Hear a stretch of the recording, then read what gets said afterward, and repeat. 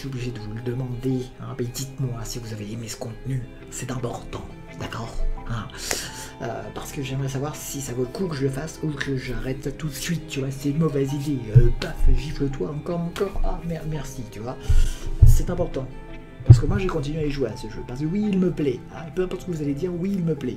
Et je ferai par exemple, pourquoi pas, des guides, hein, des decks qui pourraient être intéressants. Je me ferai un plaisir de vous partager tout ce que j'ai à vous partager. Ça marche? Merci beaucoup. Salut tout le monde. Alors aujourd'hui, je vais faire une vidéo assez spéciale, d'accord? On va parler d'un nouveau jeu, hein, juste là, qui a été ouvert par Ankama. Ça s'appelle donc Cross Maga. C'est un jeu qui ressemble beaucoup à Hearthstone, hein, on va pas se leurrer. J'apprécie vraiment beaucoup. Tu gardes vraiment dans l'univers de Dofus, un peu comme dans Hearthstone qui garde l'univers entre guillemets de World of Warcraft. Je vais parler juste des similarités déjà. Regardez, quand on va cliquer sur jouer, on va donc avoir des différents personnages qui auront des habilités, des cartes avec des capacités entre guillemets assez spécifiques. Ils correspondront donc à chaque dieu du monde des 12. Ça m'étonne parce que plusieurs autres dieux ont été créés jusqu'à maintenant. Il y a donc 17 dieux qui ont été créés. Il manque encore des decks, quoi. Je pense d'autres places ici, ou peut-être plus tard. Alors ça va sortir. Hein. J'ai pas encore débloqué tous les champions parce que j'ai pas encore joué suffisamment. Hein. Oui, ça fait 48 heures que j'ai le jeu. Oui, voilà.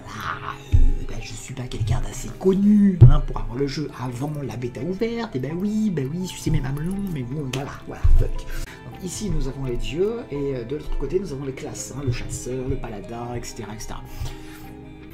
Donc du côté de la collection de cartes, le système de cartes est le même que dans Hearthstone, d'accord. Donc on a les nombres de PA qui sont consommés, on peut en avoir jusqu'à 7 et plus, hein, exactement comme dans Hearthstone, avec différentes raretés. On a les communes, peu communes, rares, cosmiques et infinites. Hein.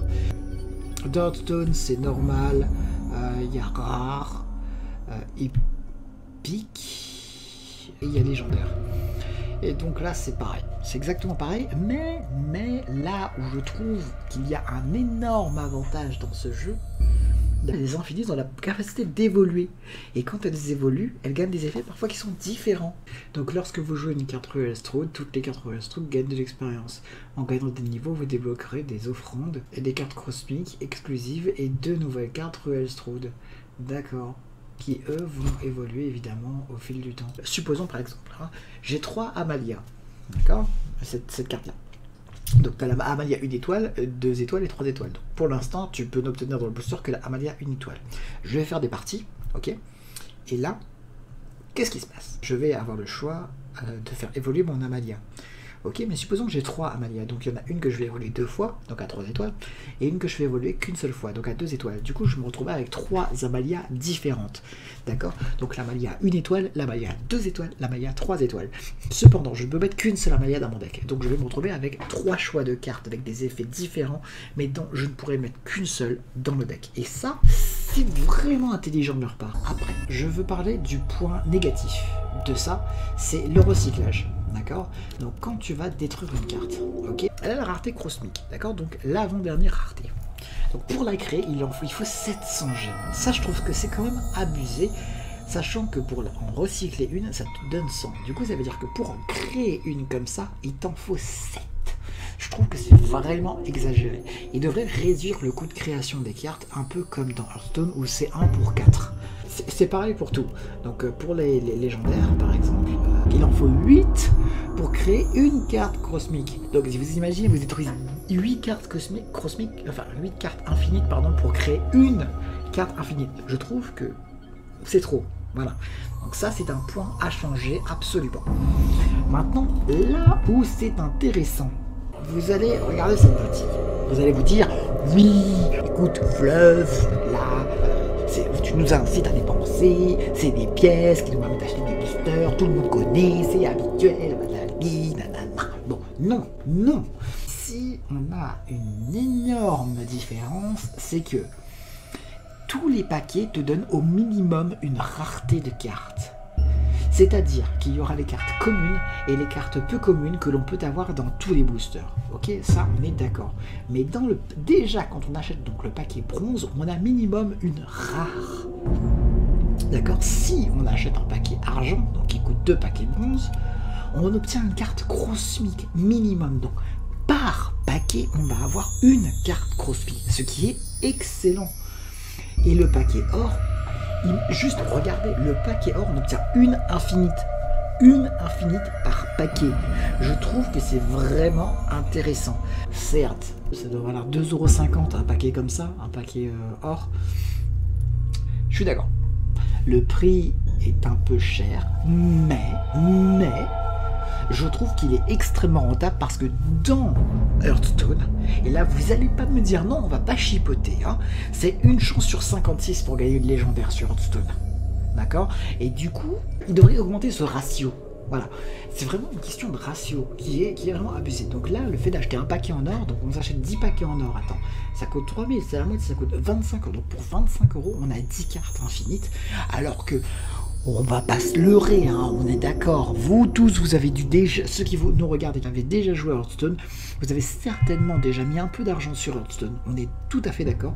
Et vous avez certainement dû être déçu ou déjà avoir mis genre acheté, je sais pas moi, un 40 boosters, un truc comme ça, et ne pas avoir eu du tout de légendaire ou peut-être une à la limite. Hein. Je trouve que c'est scandaleux. Voilà. C'est trop compliqué d'avoir des légendaires sur Hearthstone et elles sont extrêmement fortes. Je ne compte pas les légendaires en aventure, évidemment. C'est pour ça que je trouve que l'aventure reste le plus rentable sur Hearthstone. Mais nous pouvons constater aussi qu'ici, il y aura des aventures qui vont apparaître. Encore une fois, on est sur la bêta ouverte. Donc ça vaut absolument le coup. Je trouve ça vraiment intéressant quand même, cet opening de booster. Parce que là, ça c'est un hôtel sacrificiel. Du coup, en fait, on sacrifie ces petits monstres là pour obtenir nos cartes. Le petit booster là à côté, il est en train de regarder. Il est en train de voir qu'on va défoncer son ami, tu vois, pour obtenir les cartes. Ouais, tu vois, il commence à être énervé parce qu'il veut pas qu'on lui clique dessus. Mais on va le défoncer. Il a regardé comment il a trop peur. Mais je trouve ça génial. Ça, c'est vraiment quelque chose en caméra où ils avaient réussi à faire quelque chose de vachement drôle. Franchement, de vachement sympa. J'apprécie. Donc on va regarder un peu tout ça. Alors, nous, qu'est-ce qu'on a? Oh, le tofu, c'est bon. Alors, ok, donc là, on va casser en lol. Ah, voilà une nouvelle carte, c'est cool ça. Pour clôturer cette vidéo de présentation du jeu, hein, de l'interface, etc., je vais vous montrer donc un gameplay que j'aurais fait.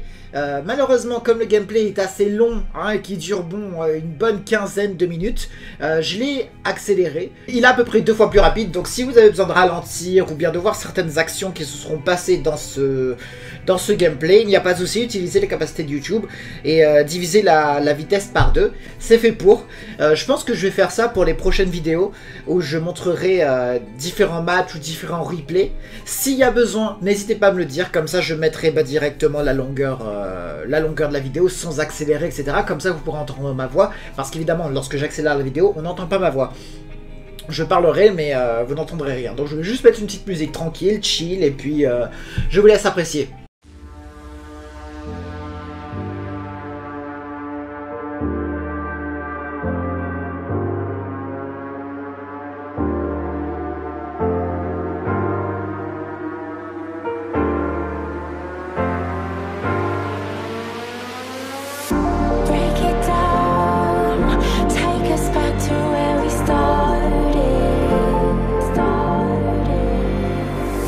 Say it louder.